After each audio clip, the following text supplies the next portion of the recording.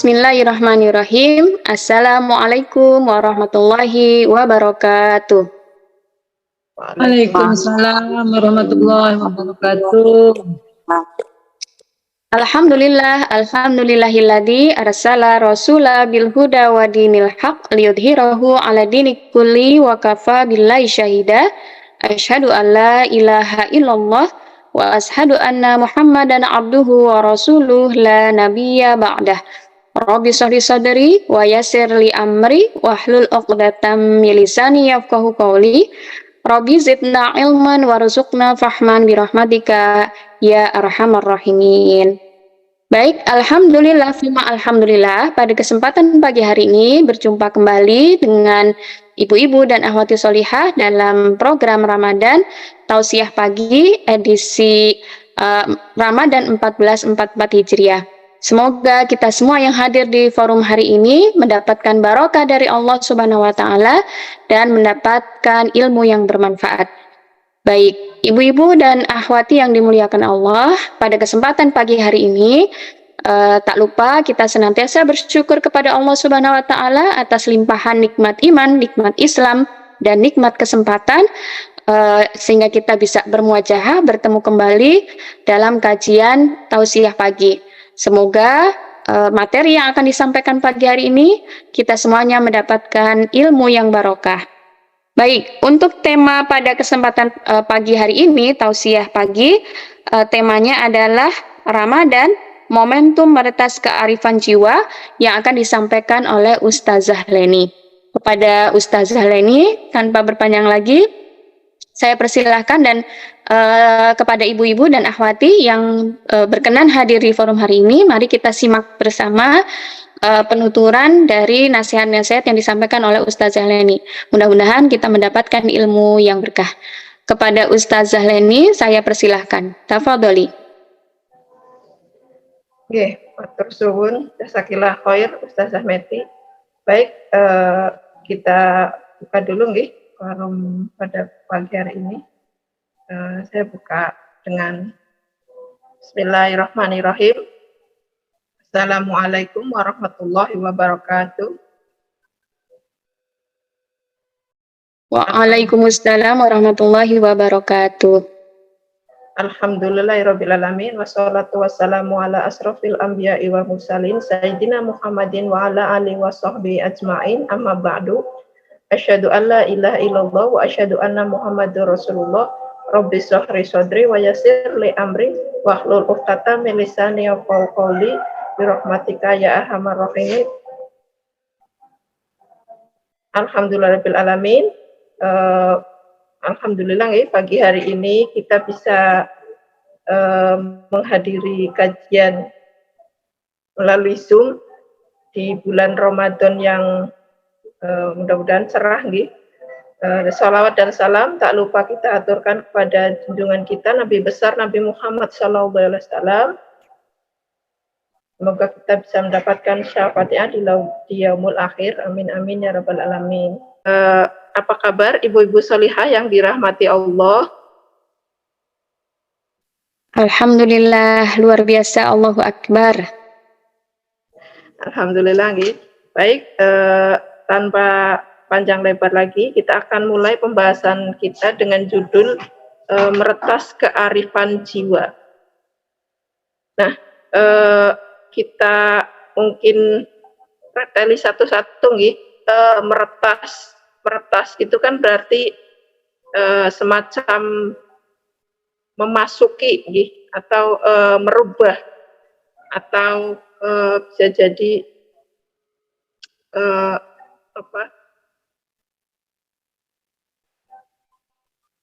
mengganti ya. Terus kearifan berarti kan kebijaksanaan. Terus jiwa berarti kan jiwa kita. Berarti mengganti atau mengubah kebijaksanaan jiwa kita. Nah, kadang jiwa kita itu kan ada rasa gundah ya, galau, terus ada juga rasa emosi. Nah, caranya bagaimana sih supaya tumbuh rasa kearifan jiwa atau kebijaksanaan di dalam jiwa kita. Mungkin kita bisa bahas di sini, Nggih. Yang pertama, salah satu penyebabnya adalah yang pertama prasangka buruk. Kadang kita mengalami berprasangka buruk pada orang lain dan akhirnya terburu-buru dalam berkata-kata sebelum mengecek atau mengcross-check berita terlebih dahulu. Untuk muhasabah saya sendiri pribadi, nggih. Nah, ibu-ibu solihah yang dirahmati Allah, seperti yang tertulis di Al-Quran, surat Al-Hujurat ayat 12, saya bacakan artinya, nggih.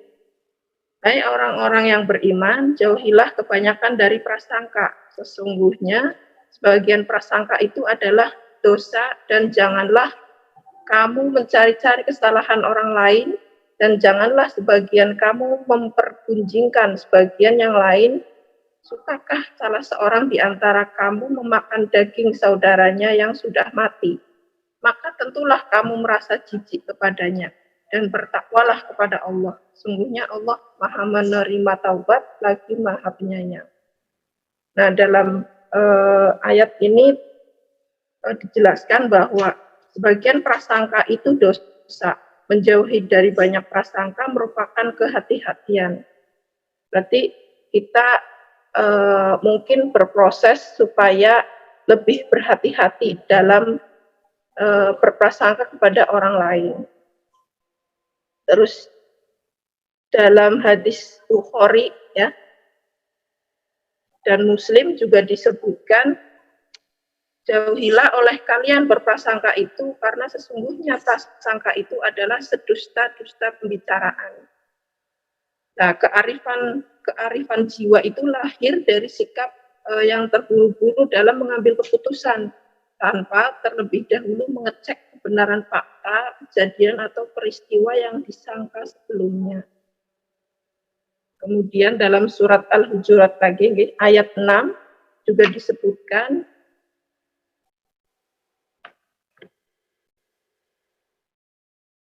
hai orang-orang yang beriman, jika datang kepadamu orang fasik membawa suatu berita, maka periksalah dengan teliti, agar kamu tidak menimpakan suatu musibah kepada suatu kaum tanpa mengetahui keadaannya yang menyebabkan kamu menyesal atas perbuatan itu.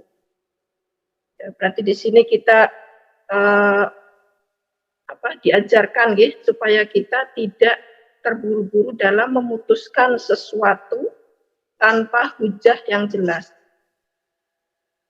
Nah, berarti kita juga harus membedakan antara terburu-buru dan berpikir cepat mungkin ya.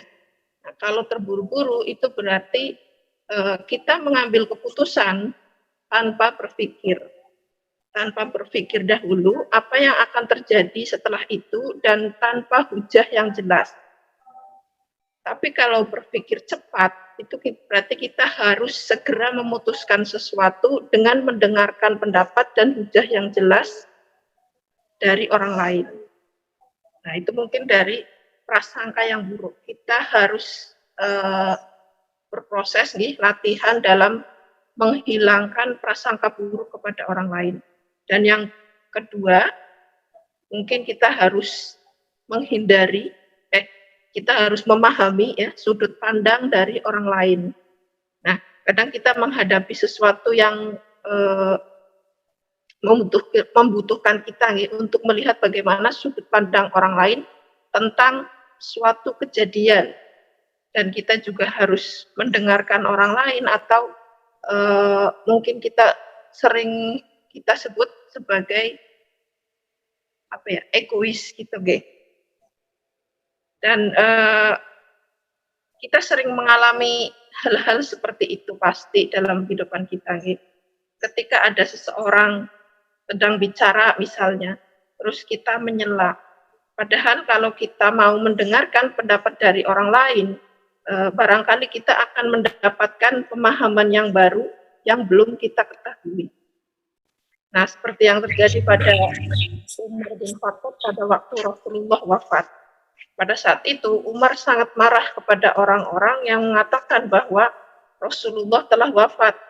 Bahkan Umar akan memotong tangan orang-orang yang berkata bahwa Rasulullah sudah wafat. Lalu Abu Bakar datang dan menyingkap kain yang menutupi wajah Rasulullah. Lalu diciuminya Rasulullah, dan akhirnya beliau menangis dan berkata, demi Allah, kematian bagi Rasul telah tiba. Dan ketika Umar sedang berbicara di depan orang-orang, Abu Bakar kemudian meredakan emosi dari Umar. Wahai Umar, duduklah. Tapi Umar tidak mau duduk karena dia sudah emosi dengan perkataan orang-orang tadi. Lalu Abu Bakar membaca surat Ali Imran ayat 144.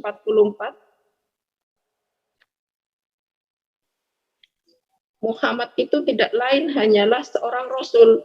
Sungguh telah berlalu sebelumnya beberapa orang rasul. Apakah jika dia wafat atau dibunuh kamu berbalik ke belakang atau murtad? Barang siapa yang berbalik ke belakang, maka ia tidak dapat mendatangkan mudarat kepada Allah sedikit pun. Dan Allah akan memberi balasan kepada orang-orang yang bersyukur. Dan akhirnya setelah Umar mendengar surat Ali Imran 144 tadi yang dibacakan oleh Abu Bakar, Umar pun baru sadar bahwa Rasulullah sudah meninggal. Nah, ibu-ibu yang dirahmati Allah, coba kalau Umar tidak mau melihat pandangan Abu Bakar pada saat itu, pasti sudah banyak orang-orang yang kehilangan tangannya karena kemarahan dari Umar. Nah, itu mungkin contoh dari memahami sudut pandang orang lain. Yang selanjutnya, yang ketiga adalah sabar dan tahan emosi. Mungkin kita mulai dari merenungkan diri kita sendiri, nih. Apakah kita sudah bisa menahan emosi kita dan bersabar? Nah, mungkin yang seperti dicontohkan oleh Rasulullah dalam mengendalikan emosi ini, saat Anas bin Malik melihat orang Badui yang sedang kencing di tembok masjid. Lalu para sahabat kemudian memarahinya ya. Tapi Rasulullah bersabda, janganlah ganggu dia, biarkan dia menyelesaikan kencingnya. Lalu setelah selesai Rasulullah menasihati orang Badui itu, dia berkata, masjid ini tidak pantas dikencingi dan dikotori. Masjid adalah tempat untuk berzikir, tempat untuk sholat, dan membaca Al-Quran. Lalu Rasul menyuruh seseorang mengambil air dan menyiram bekas air kencing tadi. Diriwayatkan oleh hadis riwayat Muslim. Nah, dengan sikap Rasul yang tidak emosional tadi, ternyata berhasil menyadarkan orang Badui tersebut. Barangkali dia sudah kebelet dan tidak tahu bagaimana harus bersikap di masjid, karena dia kan non-muslim ya. Nah, itulah mungkin salah satu contoh sabar yang dicontohkan oleh Rasulullah dan menahan emosi. Semoga kita bisa meniru sifat beliau yang sabar dan tidak menahan emosi dan yang keempat, berpikir matang. Nah, berpikir matang adalah memikirkan akibat dari tindakan kita, seperti sikap Rasul ketika didatangi utusan Quraisy melalui pamannya Abu Thalib. Mereka meminta Rasul agar berhenti dalam berdakwah dengan imbalan harta, tahta, dan wanita. Nabi sudah tahu resiko yang akan dihadapi jika menerima tawaran itu.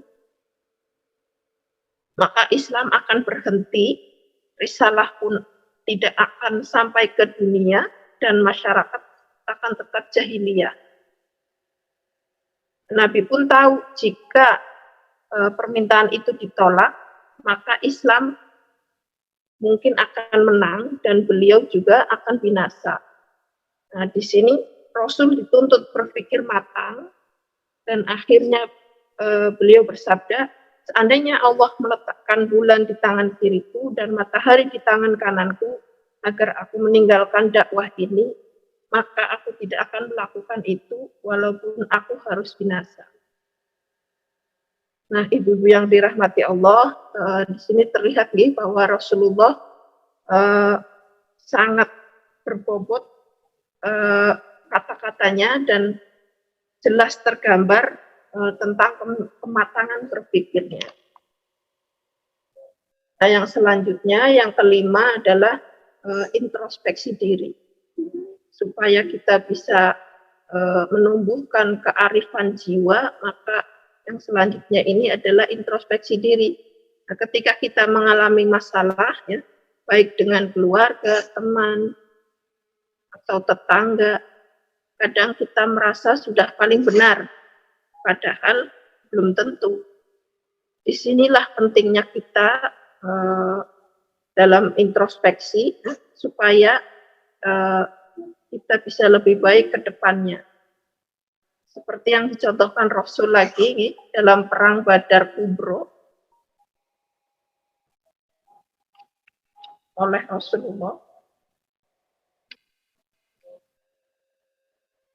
Ya, Rasulullah menempatkan pasukannya jauh di belakang sebuah sumur atau sumber air.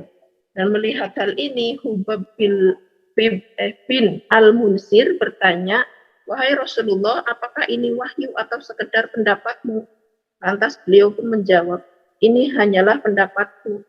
Hubab Al-Munsir kemudian mengusulkan kepada beliau untuk menempatkan pasukannya di depan sumur, sehingga mereka dapat menguasai sumur tersebut dan menimbunnya jika pasukan Quraisy menyerang, hingga musuh tidak dapat mengambil air dari sumur itu.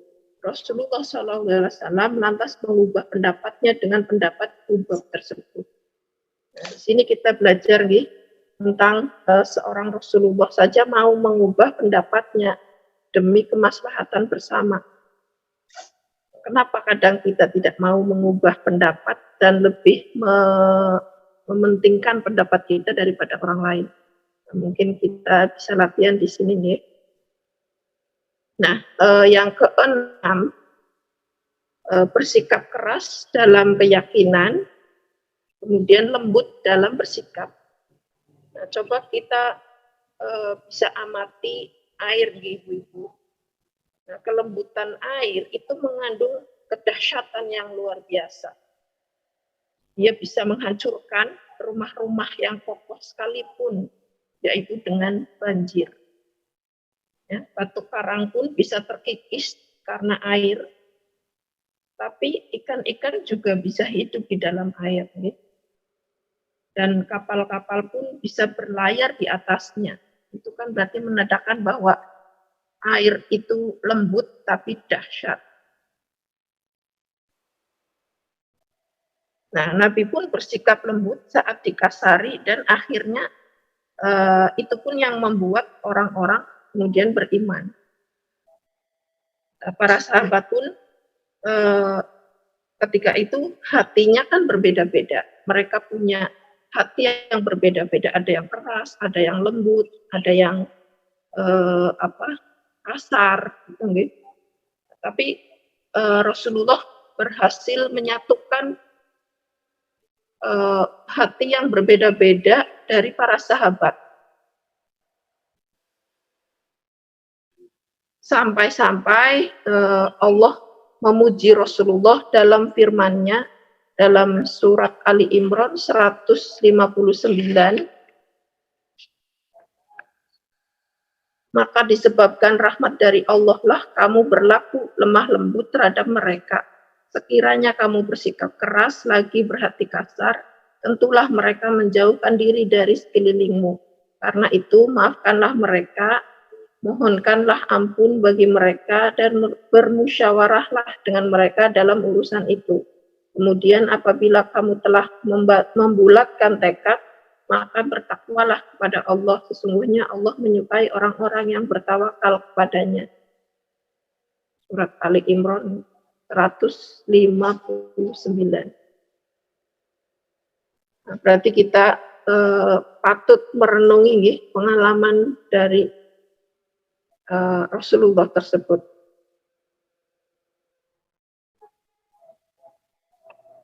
Dan Imam Syafi'i juga mempunyai pengalaman tentang bersikap keras dalam keyakinan, lembut di dalam sikapnya. Suatu ketika Imam Syafi'i pernah mendapat penghinaan dari orang bodoh, namun beliau tidak menanggapinya. Dia semakin bodoh dan aku semakin bijak. Ibarat batang kayu cendana, semakin hangus dibakar, semakin harum baunya. Jika orang-orang bodoh bertutur kata di depanmu, janganlah engkau tanggapi. Sebaik-baik tanggapan untuk mereka adalah dengan bersikap diam. Jika kau harus berbicara di hadapan mereka, janganlah sampai terbawa arus pendapat yang diciptakan mereka. Dan jika kau berpaling dari mereka, wajah mereka akan tampak pucat pasi.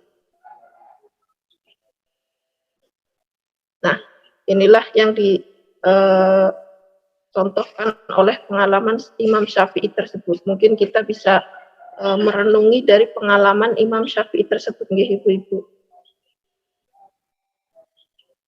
Nah, mungkin seperti itu nggih, kita dalam meretas kearifan jiwa. Berarti kita bisa belajar supaya jiwa kita bisa lebih bijaksana dan arif dalam bertindak dalam menghadapi suatu masalah.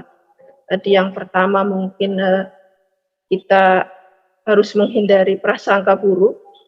Yang kedua, kita harus memahami sudut pandang orang lain. Kemudian yang ketiga, sabar dan menahan emosi. Kemudian yang keempat, berpikir matang.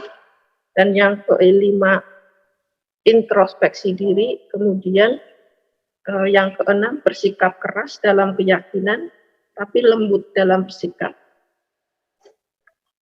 Nah, mungkin itu ya, ibu-ibu yang bisa saya sampaikan pada hari ini. Sebelum saya menutup majelis ini, mungkin kita perlu camkan pada diri kita masing-masing, terutama untuk saya sendiri, bahwa kearifan tidak dijual dan kita tidak bisa membelinya, tapi kita harus mencari ya, dengan menjalani sebuah proses dalam kehidupan, mencari kearifan jiwa. Kemudian kita melakukannya untuk memperbaiki sikap kita ke depannya. Itulah sikap-sikap yang perlu kita lakukan untuk meretas kearifan jiwa.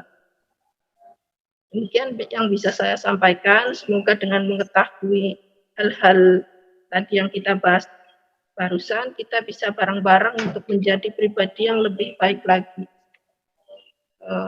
Mungkin itu. Assalamualaikum warahmatullahi wabarakatuh. Saya kembalikan. Waalaikumsalam warahmatullahi wabarakatuh. Jazakillah khair kepada Ustazah Leni yang telah menyampaikan materi pada pagi hari ini. Tadi temanya adalah Ramadan, momentum meretas kearifan jiwa. Sebagaimana tadi yang disampaikan oleh Ustazah Leni, dari materi hari ini mudah-mudahan kita semuanya mendapatkan pencerahan tentang sikap yang harus kita miliki sebagai seorang muslim, yaitu kearifan jiwa, punya kearifan jiwa, atau kalau bahasa kita sehari-hari bijaksana dalam bersikap gitu ya. Karena tadi dikatakan bahwa namanya kearifan atau bijaksana itu adalah sesuatu yang tidak diperdagangkan, tidak juga ada jual belinya gitu ya. Yang ada adalah masing-masing dari kita harus mengusahakannya gitu ya. Nah, terutama kemudian juga bahwa maksud dari bijaksana ini apa? Bijaksana artinya mampu menempatkan berbagai persoalan pada proporsi yang seharusnya atau selayaknya gitu ya, atau disebut dengan adil, yang maknanya adalah faham tentang hak dan kewajiban. Nah, tadi sebagaimana yang disampaikan oleh Ustazah Leni, ternyata penting bagi kita untuk punya ya kebijaksanaan atau kearifan jiwa ini.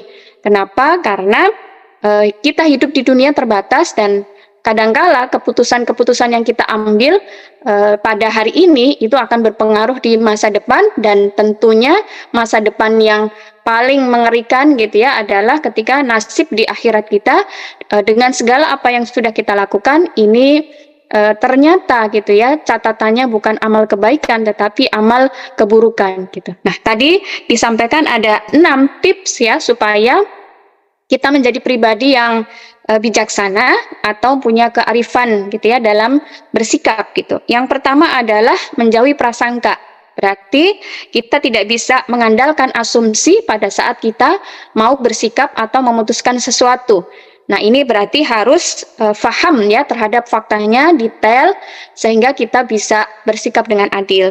Yang kedua adalah memahami sudut pandang orang lain, atau mungkin bahasa kita empati gitu ya, bahwa kita akan memposisikan apa yang dilakukan oleh orang lain atau apa yang dirasakan oleh orang lain, sehingga kita akan jadi bijaksana begitu. Kemudian yang ketiga adalah tadi sabar dan menahan emosi.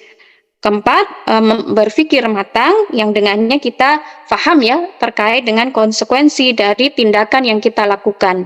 Yang kelima, kita sering-sering berintrospeksi diri atau muhasabah, menghitung-hitung terhadap amal yang sudah kita lakukan. Dan yang terakhir, kita harus bersikap keras dalam keyakinan, berarti punya prinsip. Dan yang berikutnya adalah maksudnya bersikap keras dan dalam keyakinan dan lembut dalam bersikap. Demikian materi yang disampaikan oleh Ustazah Leni. Mudah-mudahan ibu-ibu dan akhwati yang hadir di majelis hari ini mendapatkan pencerahan dan bisa kemudian kita amalkan apa yang disampaikan oleh Ustazah Leni.